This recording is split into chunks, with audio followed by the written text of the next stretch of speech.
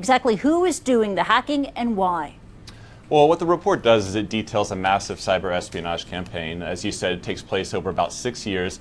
And the actors are a group that we call Advanced Persistent Threat 1, or APT1. What's most significant, though, is we provided evidence that shows that APT1 is, in fact, a division of the Chinese People's Liberation Army, Unit 61398, based in the Pudong area of Shanghai. So it's a division of the Chinese army. Is the Chinese government aware of these attacks and the existence of this group? Well, we believe so. We know that the Chinese PLA is under the direct authority of the Communist Party of China. It's hard to believe that attacks of this scope, thousands and thousands of attacks originating from one neighborhood in Shanghai, in part of the PLA, would go without their notice. So yes, we believe that the CPC is very aware of this. So you believe Beijing is aware of APT1 and is supporting what APT1 is doing? Absolutely, and APT1 is one of many threat groups that we track. We track about 75 threat groups, many of which have ties to China. APT1 is probably the most prolific that we've seen lately, though.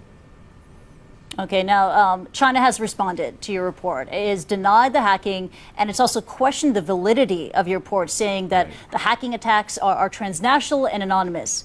What's your response to that? Our response is very simple in that we've provided all the evidence here. This is something our industry needs to do more of, so Mandiant's proud to participate in this kind of information sharing.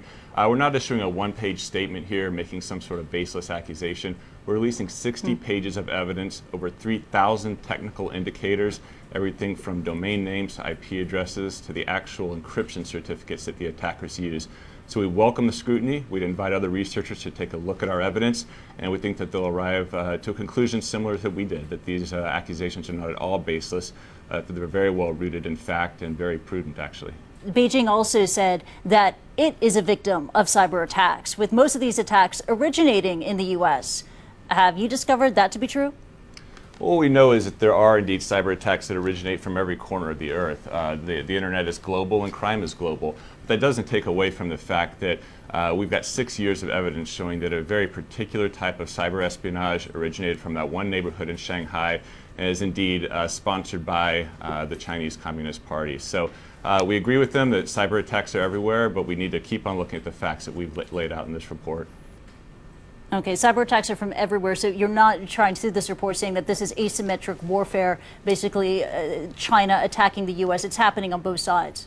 Well, no, we're saying very clearly that this is asymmetric, that China is attacking the U.S. on a scale like we've never seen before, and we think it's important to keep that in mind.